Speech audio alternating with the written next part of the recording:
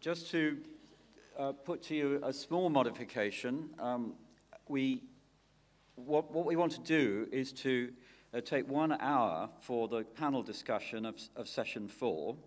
And I think that should be fine. You've already been discussing a bit over coffee, so I hope you're all full of the points you want to raise, and you're going to make them very nicely and concisely, and not make long speeches, but really bring out all the best we can from our panel members.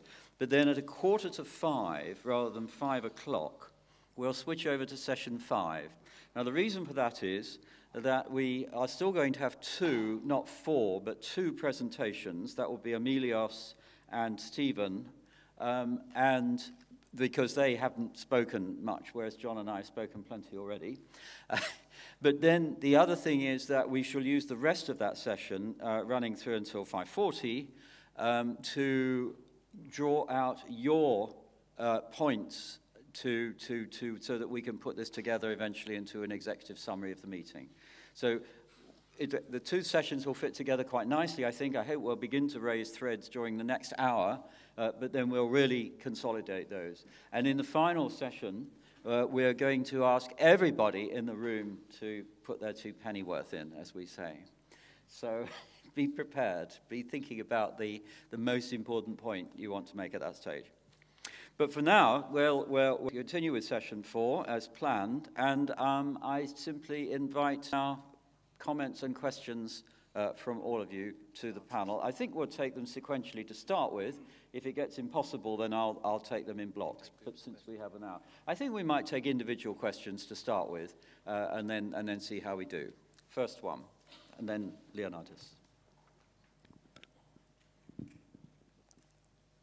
An extraterrestrial who knows nothing about earthly matters and who happened to be here during the session might have been excused to feel that hunger and famine is something that happens to brown people in faraway places. And it's completely independent of the process that keeps us white people wealthy and fat. Now, I know that this was not your intention, nor is it part of your mindset, but I think it's important to keep in mind the inextricable link between the history of famine and the history of colonialism. And I think the ironic part, however, that needs to be stressed is that this link strengthened further after colonialism officially ended. The debt crisis, the IMF's SAPs in the third world were instrumental, not so much in creating famines, but in undermining the democratization of sub-Saharan Africa in particular, and thus the link that Amartya Sen so rightly makes between the lack of a functioning democracy and the incidence of famine. I don't want to take more time. I'll just say that I was chuffed to find out that Oxford seems to have discovered, at long last, Immanuel Kant. Did you want any particular person to reply to you? No. No. One person wants to reply. No, so who would like to reply? I would like to reply. Fine. I think you have if I may say, and I am a brown-skinned, whenever I am asked to fill in the census forms which ask you for your racial affiliation, I always delete all the options and write in brownish British.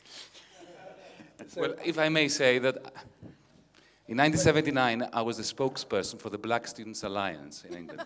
Okay. But what I was going to say is that I think you have a rather recent view of colonial history, and I want to remind you of the colonialism of the Persian Empire, of Genghis Khan, of the Athenians, of the Roman Empire. You seem to take a rather 19th century view of what colonialism is, if I may say so. Would anybody else like to comment? No, fine. On to Leonidas, then I have you. Indeed. Indeed. We're all waiting for it. And you were not present to follow what has been said. Well, I feel important to try and make in a concise way, a few clarifications from Dr. Annabelle remarks regarding shipping contributing in the emissions in a regional way to start from somehow somewhere instead of waiting for a holistic situation. I want to make some bullet point remarks. Greek shipping is important for the European community. There are segments where controlling the 20% of the transportation of goods.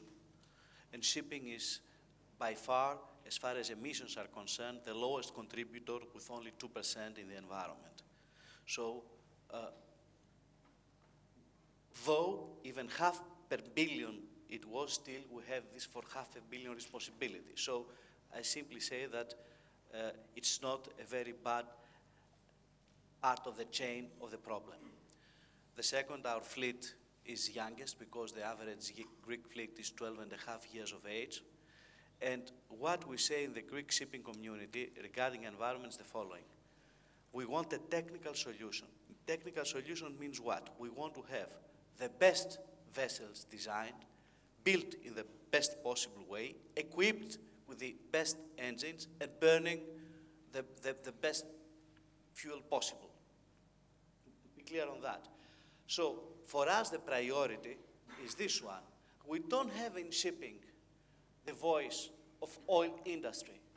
A few years ago, they wanted, and Mr. Gordonis knows the story with scrubbers, they wanted to transform our vessels to an industry in order to distill and refine fuel, and then where to put the remainings. And for certain type of vessel, it was impossible to do that. So we didn't have the power to make our voice raised, particularly at Brussels level. So what we simply say that for us, the priority is to make the tools, because you need transport by sea, by far is the most efficient, the less polluting mode of transportation, particularly for Europe. Simply give us the equipment. So that's the priority number one. We consider that all these mechanisms, they give grounds, someone used the name of Goldman Sachs. It could be Goldman Sachs and whoever, for an amazing number of bureaucrats, agents, stories of playing with funds and money where it's doubtful whether this money will be used also for the purpose of the environment. Simple question, ETS, England. All your levies have been placed for the betterment of the environment. Just a question, I don't know. I'm not aware, I'm not familiar, but you can imagine the question. The point which I wanted to raise was that we have to exercise pressures, particularly to the pigs, we are pigs, Greeks, sorry, to Brazil, Russia, India and China primarily, that they have to do something regarding to resolve the issue of the emissions in the level of International Maritime Organization. Because European community came and they said, unless you decide within the year 2011, then we take unilateral regional measures in Europe. Simply what we say, we don't try to avoid this Greek shipping taxation. As I have explained, this taxation will be passed to the consumers. We're going to, even if it is an ETS or a tax levy, it's going to be passed on the freight rates. So we're not going to suffer. We're worried that the European importer and the exporter will lose in other regions competitiveness, and we play the game of China, India, and other parts with whom I have a huge respect. I'm not implying protectionism, but simply we need to open our minded horizons. And I want to conclude by saying, for me, and this is the beauty of this event here, is that what is required is awareness. So we all know what we're doing. And there was a Greek politician who said about another politician in an island which was very close to Greece. He said about these politicians, I have no reason why to doubt that in case it's needed, we have to die for our Cypriot brothers, provided we know why we're dying for. Thank you. Thank you. Yeah, very good. So, Annabelle, it was addressed to you. Do you want to answer? Yes. Is this working? No. Okay. Yes, I mean, sorry. Clearly, I partly misunderstood what the problem was articulated yesterday. So it wasn't exactly an example of the sort of problem I was addressing. Nonetheless, I mean, there is a similar structure to these things, which is how do we enforce standards, or what obligations do we have to enforce standards that might hurt us? And then the further question, it seems to me, is what sorts of, once you realize that's the structure of all these problems, one of them seems to be, what sorts of duties do we have to compensate people for the costs they may have to bear? For example, perhaps the consumers of particular shipping things, or further down the line. But also what sorts of impositions or punishments, or perhaps carrots, we need to place in order to get cooperation from Brazil, Russia, India, and China. And so bearing in mind the discussion yesterday, which suggested that maybe we ought to consider the impact of the cap on them, it does seem important to realize that at the moment, if we structure things so that all the burden falls, you know, here's a shipping question, we worry about questions of obligation in shipping, and we don't relate them to questions of obligation in the things that are shipped, including agriculture, and the things that we prohibit to be shipped, then we're going to make things very difficult. So in a way, it seems to me, the importance about the ethical question is it's not just should we sign up to agreements that may hurt us, but there are two things. Do we have duties to compensate other people who suffer in order to make these standards doable? And the other is, what duties do we have to incentivize or to punish people who fail to cooperate? And so that seems to me to push towards joining things up that might otherwise not be joined up. That's all I'd say. David?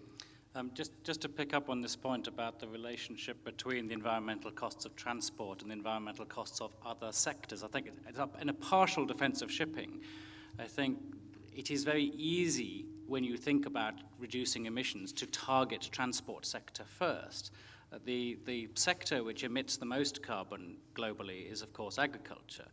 And I get very annoyed in relation to food. In the UK, there's a very strong movement towards only ever consuming local production, the so-called food miles argument, because shipping things is seen as very bad for the environment. But actually, instead of buying vegetables from, say, South Africa or Brazil and shipping them through to the UK or Europe, you produce locally by setting up a greenhouse with stadium lights and emitting about 5 or 10 times more carbon than is emitted by the process of shipping it from Brazil. And so this food miles argument has absolutely no logic to it. If you called it food carbon units, fine, but that would bring shipping back into play. Thanks. And don't forget the gases produced by the cattle. Actually, we don't want them at all.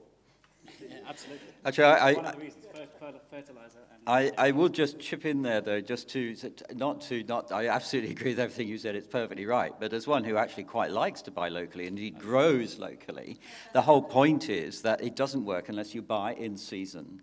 And also, of course, that in other ways, the things are not produced using more energy. It's why so many things. I mean, John pointed out this, you know, is farming organic or not organic? It's ridiculous, really, having these labels, isn't it? We have to look at the whole picture in each case. But the trouble is, when you get into activism, then obviously people start flying banners, and it's difficult.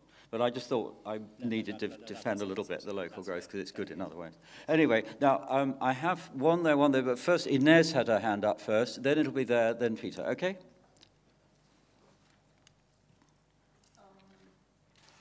Without being too tenacious, I want to come back to the question I raised yesterday on individual responsibility. And I see, actually, that two questions are discussed. That is, what should we do? And why the hell don't we do what we all know we should do? And I want to elaborate on the second question, and it's probably for David and Catherine, this question. Jonathan Glover, in his book, Causing Death and Saving Lives, had this concept of moral distance, which has intrigued me. And I think, is it not sort of a psychological distance rather than moral distance that keeps us from doing what we ought to do? And David started, which was clever also, with the picture. I'm not saying you should have or could have skipped the lecture, but that was a very powerful picture that sort of bridged the idea of moral distance. Shouldn't we involve more psychologists in order to